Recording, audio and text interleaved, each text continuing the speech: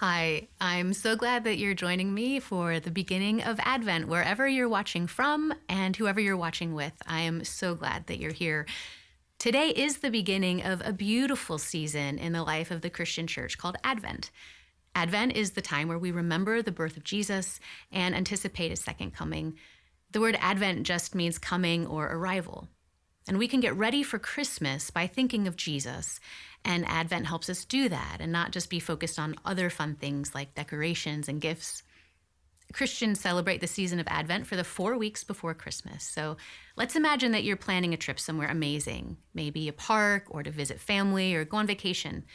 Before your trip, you'll think about and talk about where you're going, who you'll see, what you'll do, maybe even what you're going to eat when you get there.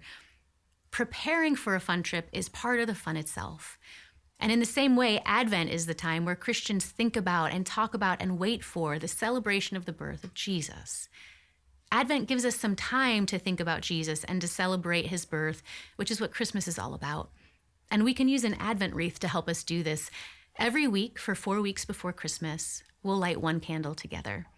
The evergreen branches here symbolize God's faithfulness because they remain green all year. They're always alive, just like God is always faithful. God always keeps his promises. Today, we'll light one purple candle. Purple is a royal color and refers to the coming of the royal king, Jesus Christ. Today's candle reminds us of hope.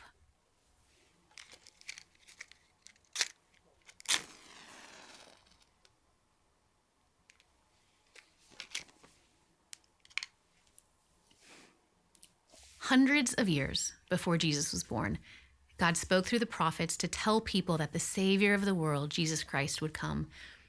The candle of hope helps us to remember the long years of waiting and hoping that God's people experienced. In the Old Testament, the prophet Isaiah writes, "Therefore the Lord himself will give you a sign. The virgin will conceive and give birth to a son, and will call him Emmanuel, God with us." Isaiah said this a long time before Jesus was actually born. So while they waited, God's people hoped. Waiting and hoping are a part of what it means to be a Christian. All of us know what it's like to hope for something. You might be waiting and hoping for something fun, like vacation or Christmas celebration or a gift. Or maybe waiting and hoping isn't fun for you. Maybe it's hard.